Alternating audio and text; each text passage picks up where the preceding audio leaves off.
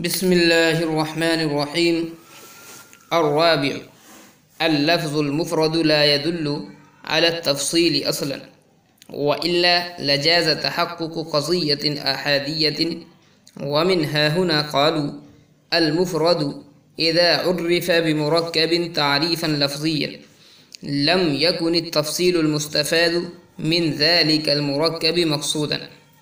قال الشيخ: الأسماء والكلم في الألفاظ المفردة نظير المعقولات المفردة التي لا تفصيل فيها ولا تركيب ولا صدق ولا كذب، بل لا يفيد المعنى، وإلا لزم الدور، وإنما منه الإحذار فقط، فلا يصح التعريف به إلا لفظيا.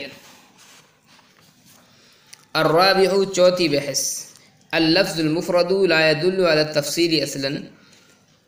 لفظ مفرد نہیں دلالت کرتا تفصیل پر بالکل بھی، ورنہ تو جائز ہوتا قضیہ احادیہ کا تحقق. ومنہا ہنا، اور یہیں سے یعنی اسی وجہ سے، قالو مناطقہ نے کہا، المفرد اذا عرف بمرکب، کہ مفرد کی جب تعریف کی جائے مرکب کے ذریعے تعریف لفظی، لم یکن التفصیل المستفاد من ذلك المرکب مقصودا، تو نہیں مقصود ہوتی وہ تفصیل جو اس مرکب سے مستفاد ہو.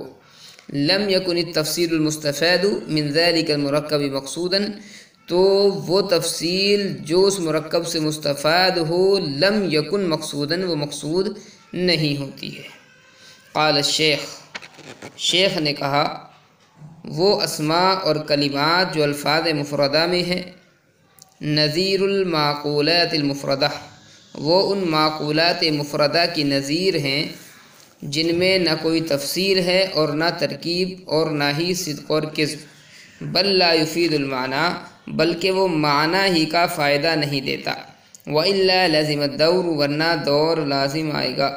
وإنما منہ الاحذار، اور اس سے یعنی مفرد سے صرف معنی کا احذار ہوتا ہے.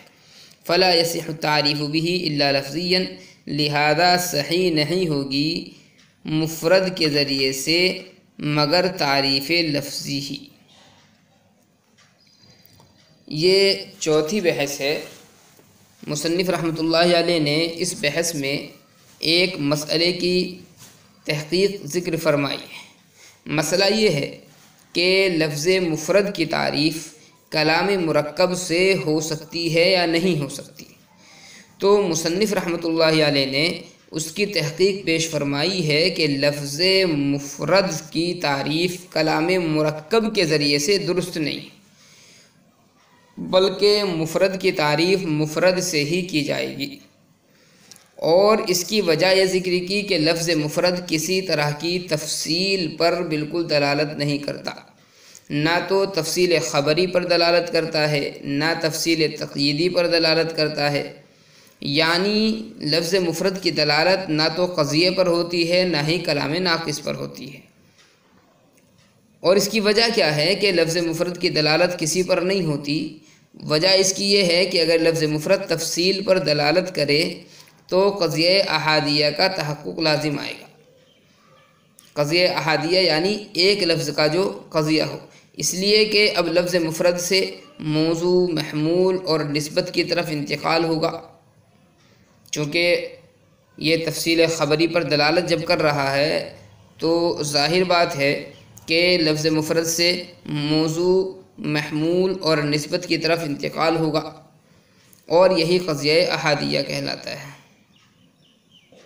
حالانکہ قضیہ یا تو ثنائیہ ہوتا ہے اگر اس کے اندر رابطہ مذکور نہیں ہوتا ہے، یا ثلاثیہ ہوتا ہے اگر رابطہ مذکور ہوتا ہے. قضیہ احادیہ کا مناطقہ کے یہاں کوئی وجود نہیں ہے. اور قضیہ احادیہ کس کو کہیں گے؟ جو ایک کلمے پر مشتمل ہو.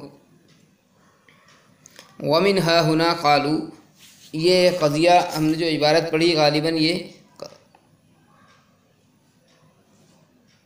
ٹھیک ہے، وہ بہرحال اردو میں اس کو قضیہ احادیہ بولا جاتا ہے. یہاں پر تو یہ اس کے اوپر چونکہ مد لگا ہوا ہے، احادیہ، اس لیے اس کو پڑھیں گے یہاں پر۔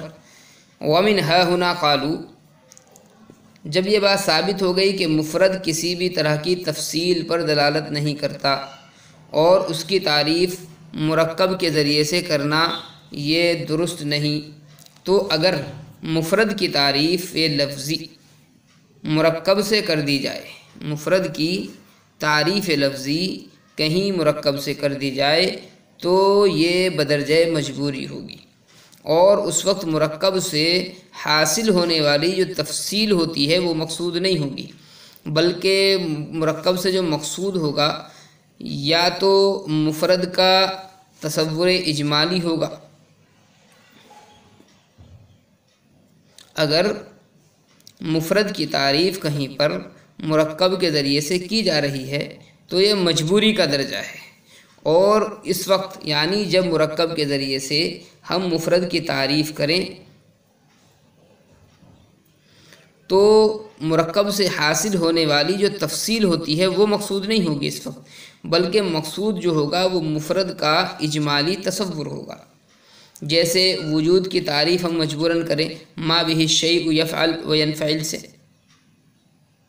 یعنی وجود وہ شے ہے جو فعل اور انفعال، تو اس کی تعریف یہ جو ہم نے کی ہے وجود کی تعریف ما بہ الشیء یفعل و ینفعل سے، یہ مجبوری کا درجہ ہے، اور مجبوری کا درجہ اس وجہ سے ہے کہ مفرد کا ہم معنی کوئی لفظ ہو جس کے ذریعے سے ہم اس کی تعریف لفظی کر دیں، وہ کوئی لفظ ایسا ملا نہیں، تو اس کی وجہ سے مجبوراً مرکب کے ذریعے ہم نے تعریف کی، تو یہ جو مرکب ہے اس سے کوئی جدید معنی حاصل نہیں ہوں گے۔ اور اگر کہیں ایسا ہوا کہ مرکب سے کوئی جدید معنی حاصل ہو رہے ہیں تو پھر یہ تعریف لفظی نہیں ہوگی بلکہ تعریف حقیقی بن جائے گی۔ قال الشیخ، یہاں سے شیخ کا قول ذکر کیا۔ شیخ کے قول کا حاصل یہ ہے کہ الفاظ مفردہ اور معنی مفردہ دونوں کا حال ایک جیسا ہے۔ جب معنی مفردہ تفصیل پر دلالت نہیں کرتے تو الفاظ مفردہ جو مدلول ہیں وہ کیسے دلالت کریں گے؟ چونکہ دال ہے، الفاظ مفردہ یہ تو دال ہوتے ہیں، جب معنی مفردہ تفصیل پر دلالت نہیں کرنا جو مدلول ہے تو دال بدرجہ اولا تفصیل پر دلالت نہیں کرے گا۔ بل لا یفید المعنی، یہاں سے شیخ جو ہے وہ ترقی کرتے ہوئے کہتے ہیں، شیخ سے مراد جو ہے یہاں پر قال شیخ میں شیخ ابو علی سینا ہیں، تو بل لا یفید المعنی یہ شیخ یہاں پر ترقی کرتے ہوئے ایک بات اور کہتے ہیں کہ لفظ مفرد یہ تفصیل پر تو کیا دلالت کرے گا، اس کی تو معنی پر بھی دلالت نہیں ہوتی، کیونکہ اگر لفظ مفرد کی کسی معنی پر دلالت ہو جائے تو اس سے دور لازم آتا ہے، اور دور اس طریقے سے لازم آئے گا کہ لفظ کی دلالت اپنے معنی پر یہ اس وقت ہوگی جب لفظ کو اس معنی کے لیے وضع کیا گیا ہو، اور وضع کہتے ہیں لفظ کا معنی کے لیے مقرر ہونا، تو وضع کے لیے پہلے معنی معلوم ہونے چاہیے تب وضع ہوگی۔ تو اب صورت کیا بنے گی؟ دلالت علی المعنی جو ہے یہ موقوف ہو گئی وضع کے جاننے پر، اور وضع موقوف ہو گئی معنی پر، اسی کو دور کہتے ہیں۔